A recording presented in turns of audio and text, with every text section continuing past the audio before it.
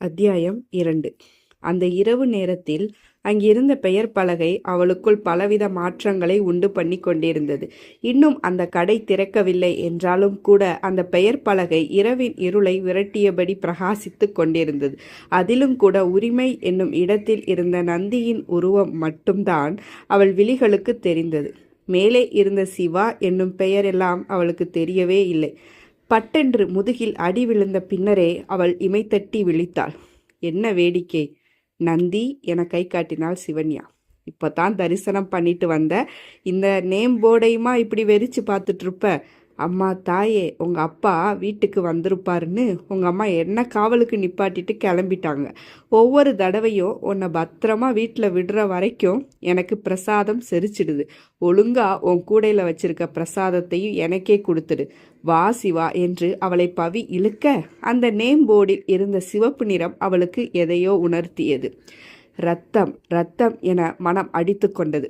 அவளுக்குள் ஏற்படும் போராட்டங்களை அறியாமலேயே பவி இன்னும் வேகமாய் இழுக்க சட்டென்று யார் மீதோ மோதி நின்றாள் சிவன்யா. எதிரே தன் அம்மா வயதுடைய பெண்மணி நின்றிருக்க அவரது கையில் இருந்த பிரசாத கூட இவள் மோதியதில் கீழே விழுந்திருந்தது. ஐயோ சாரிமா! சிவன்யா பதறி போனாள். தன் மகனுக்காக சிவனிடம் வேண்டி அபிஷேகம் செய்துவிட்டு அவனுக்காகவே இறைவனின் பிரசாதம் வாங்கிவிட்டு வரும் வழியில் அது இப்படி மண்ணில் விழுந்து வீணாகிவிடும் என்று அந்த பெண்மணி எதிர்பார்க்கவில்லை. கண்கள் கலங்க ஆரம்பித்து விட்டது. கோவிலுக்கு கிளம்பும் முன்னர் நடந்தது எல்லாம் தற்போது அந்த பெண்மணியின் நினைவில் வந்து போனது. அம்மா அம்மா, என்ன கனவு கண்டுட்டு இருக்கீங்களா? எத்தனை தடவை கூப்பிட்டுட்டு இருக்கேன். தேவா, நீ எப்படா வந்த? சரியா போச்சு என அவன் அம்மாவின் அருகே அமர்ந்து, என்னாச்சு உங்களுக்கு? ரொம்ப டல்லாக தெரியுறீங்க. நாளைக்கு ஃபங்க்ஷன் இருக்குது, அதுக்கான சந்தோஷம் உங்கள் முகத்தில் இல்லவே இல்லையே. ஏன், நான் அடுத்த கட்டத்துக்கு போகிறது உங்களுக்கு பிடிக்கலையா என்றான் அவன். என்னடா பேசுகிற? நானும் இந்த கடை ஆரம்பிக்கிறத பற்றி பேசினதுலேருந்து பார்க்குறேம்மா. நீங்கள் நீங்களாவே இல்லை. ஏதாவது பிரச்சனையா? அப்படி இருந்தால் என்கிட்ட சொல்லுங்கள். அதெல்லாம் ஒன்றும் இல்லைடா, பொய் சொல்கிறீங்க. என்னமோ பண்ணுங்க, நாளைக்கு சீக்கிரமாக கிளம்பணும். ஞாபகம் இருக்கா? இருக்குடா தேவா, நான் உன்னை பெத்தவ. பரவாயில்ல, மறக்காமல் இருக்கீங்க. தேவா, அதுக்கு முன்னாடி கோவிலுக்கு போகணும். என்னை கூட்டிகிட்டு போறியா? இன்னைக்கு பிரதோஷம். சரிம்மா, நீங்கள் ரெடியாகி வாங்க, கூட்டிகிட்டு போகிறேன் என்று அவன் உள்ளே செல்ல ராசம்மாள் சோர்வாக எழுந்து அங்கிருந்து அகன்றாள். அறைக்குள் நுழைந்ததும் ஒருவித பயம் தன்னை கவ்விக்கொண்டது. அதை முயன்ற அளவு விரட்டிவிட்டு ஆயத்தமாகி கொண்டிருந்தாலும் அவளால் நிம்மதியாக இருக்க முடியவில்லை.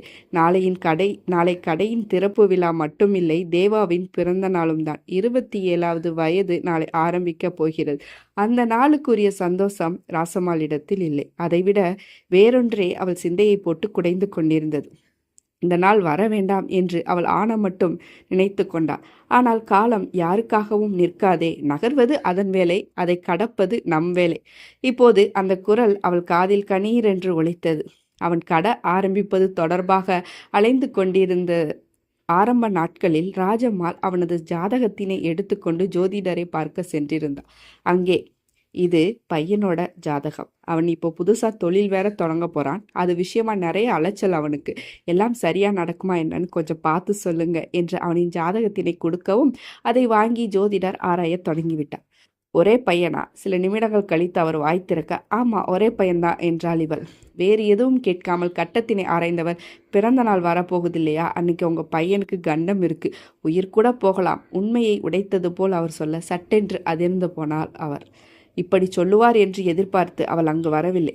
தொழில் விருத்தியை பற்றி கேட்டுவிட்டு அதன் பின் கல்யாண யோகத்தினையும் விசாரிக்கலாம் என்று வந்தவளுக்கு தன் மகனுக்கு இவ்வளவு பெரிய கண்டம் இருப்பதை அறிந்து எப்படி எதிர்வினை ஆற்றுவது என்று கூட தெரியவில்லை. அம்மா அம்மா, இங்கே பாருங்க. ஜோதிடர் விழித்த பின்னர் தான் தன் உணர்வுக்கு வந்தாள். நிமிர்ந்து பார்த்தவளின் கண்களில் இருந்து கண்ணீர் வழிய, அம்மா இதில் இருக்கிறதான் நான் சொல்கிறேன். ஒரு கரு உருவாகும் போதே அனுபவிக்க வேண்டிய விதி எழுதப்பட்டுவிடும். அந்த விதியை மாற்றி எழுதுவதெல்லாம் நம்ம கையில் இல்லைம்மா என்றார் அந்த ஜோதிடர். ஒரே பையன், அவனுக்கு இப்படி ஒரு கண்டம் இருக்குன்னு தெரிஞ்சுக்கிட்ட பின்னாடி என்னால் எப்படி அழாமல் இருக்க முடியலை என்று விம்மியல ஜோதிடரால் ஆறுதலை சொல்ல முடியவில்லை. சற்று நேரம் கழித்து, இதுக்கு ஏதாவது பரிகாரம் இருக்கா என்று அவளே கேட்க, உங்கள் பையனோட உயிரை காப்பாற்ற ஒருத்தன் இருக்கான். ஒருத்தன் மட்டும்தான் இருக்கான். அவன்தான் சிவன். அவனை தவிர வேற யாராலும் அது முடியாது. அந்த உயிரை போக விடாமல் இழுத்து பிடிக்க அவன் மனசு வைக்கணும். நீங்கள் அவன்கிட்ட தான் சரணடையணும். ஜாதகத்தினை மூடிவிட்டு அவளிடம் கொடுத்துவிட அன்றிலிருந்து இன்று வரை ராஜம்மாளுக்கு நிம்மதி என்பது அற்றுப்போனது. இதை மகனிடம் சொல்ல முடியாமல் தினமும் சிவனிடம் சென்று முறையிட்டு கொண்டிருந்தாள் அவள். பிரதோஷ தினமான இன்றும் தன் மகனது நலனை மட்டும் எண்ணி வந்த தாய்க்கு இப்படி ஒரு சங்கடம் நேர்ந்து விட்டது. மண்ணில் விழுந்து கிடந்த பிரசாதத்தினையே கண்ணீர் வழிய பார்த்து கொண்டிருந்த ராஜம்மாளிடம், நிஜமாவே சாரிம்மா, இவ கையை பிடிச்சி இழுத்த வேகத்துல நான் தெரியாம மோதிட்டேன். அம்மா நீங்க ஃபீல் பண்ணாதீங்க. சிவன்யா வருத்தத்தோடு சொல்ல, இல்ல பரவாயில்லம்மா, நீ என்ன பண்ணுவ பாவம், எது நடக்கணும்னு இருக்கோ அதுதானே நடக்கும். ராஜம்மாளுக்கு மனம் விட்டு விட்டது. நாளைய தினம் பூதம் போல் எழுந்து அவளை தின்றத் தொடங்கியது.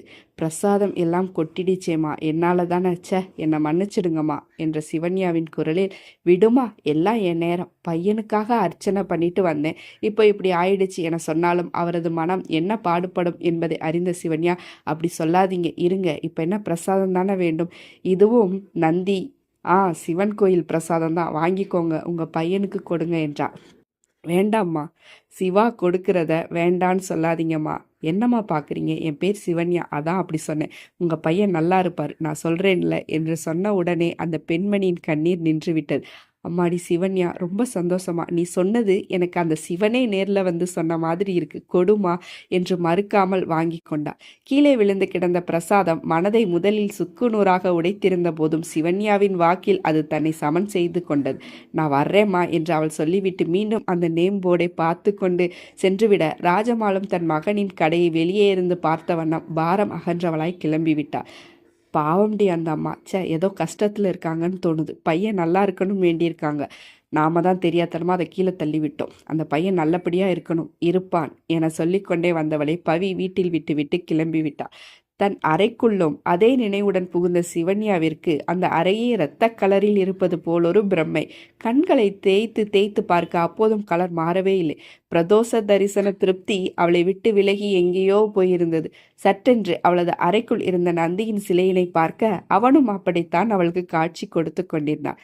நந்தி தாண்டி, ஓ நந்தியே தான், என்னை நீ தொட விட மாட்டியா, உன்னை விட்டு ரொம்ப தூரம் போக போறேன் என்றவனின் குரல் அவள் செவிப்பறையில் முட்டி மோதியது. நந்தி வேண்டாம், இவள் அலற, நந்தியைத்தான் வேண்டான்னு விலக்கி வச்சிட்டியே, நான் போறேன் என்றவனின் குரலில் அவள் நிதானம் இழந்தாலும் நொடியில் தன்னை தேற்றிக்கொண்டு, அது கனவு, அந்த கனவை பத்தி நாம இவ்வளவு ஆழமா யோசிக்க தேவையே இல்லை, மறந்து போயிடு சிவா என்று சொல்லி மூச்சை இழுத்து விட்டு கொண்டாள். ஓரளவுக்கு அவள் இயல்பாகியும் போனாள். ஆனாலும் அந்த கடையின் பெயர் பலகை அவ்வப்போது அவளது கண்ணுக்குள் நின்று சதிராடத் தொடங்கிவிட்டது. நான் தான் வர்றேன்னு சொல்லியிருந்தேன்ல, அதுக்குள்ள வந்துட்டீங்க. வீட்டிற்குள் நுழைந்த உடனே அன்னையை கடிந்து கொண்டான் அவன். அப்படியே காலார நடந்து வந்துட்டேன் தேவா. குரலில் கொஞ்சம் உற்சாகம் வேறு தென்பட்டது அவனுக்கு. கோவிலுக்கு போயிட்டு வந்தது ரொம்ப ஹாப்பியாக இருக்கீங்க, இப்படி இருந்தால் பார்க்க எவ்வளோ நல்லா இருக்கு, அதை விட்டுட்டு சோகமாக இருந்தீங்களே, அதை விடுடா, இந்தா பிரசாதம் எடுத்துக்கோ. சிவன் கோயிலில் கொடுத்ததா? சிவா கொடுத்தது. என்ன? அவன் புரியாமல் பார்க்க, கோவிலிருந்து வரும்போது ஒரு பொண்ணை பார்த்தேன் சிவா, அப்படியே சிவனே பெண்ணூரு கொண்டு வந்திருக்கதா ஒரு நிமிஷம் தோண வச்சுட்டான். அந்த அளவுக்கு கடாட்சியம் அவகிட்ட இருந்தது. அவ பேர் என்ன தெரியுமா? சிவன்யா. உனக்காக நான் வாங்கிட்டு வந்த பிரசாதம் கீழே விழுந்துடுச்சுடா. இது அவகிட்ட இருந்தது. அவ இதை என்கிட்ட தந்து, சிவா தர்றத வேண்டான்னு சொல்லாதீங்க, கொண்டு போய் உங்க பையனுக்கு கொடுங்க, உங்க பையன் நல்லா இருப்பான்னு சொன்னான். கேட்கவே ரொம்ப சந்தோஷமா இருந்தது. எடுத்துக்கோடா. அம்மா சொன்னதில் அவன் காதில் விழுந்து இதயத்தினை தொட்டது சிவா என்னும் பெயர் மட்டுமே. திருநீரு பூசிவிட்டு அம்மா அவன் கையில் சிவன்யா தந்த பிரசாதத்தினை தர, அதை எடுத்து வாயில் போடும்போது அவன் உள்மனம் சிவா என சொல்லிக்கொள்ள, பிரசாதம் என்றுமில்லாத அளவிற்கு தித்திப்பாய் அவனுள் இறங்கியது. அது அவனுக்குள் இனிப்பை மட்டுமல்ல, வேறொன்றையும் சேர்த்தே கடத்தியது. அவன் சாப்பிடுவதையே மெய்மறந்து பார்த்த ராஜம்மாள் மறுநாள் என்ன நேர்ந்தாலும் தன் மகன் நன்றாயிருப்பான் என்ற சிவாவின் வாக்கினை முழுமையாய் நம்பத் தொடங்கியிருந்தாள். சிவ வாக்கு பலிக்குமா?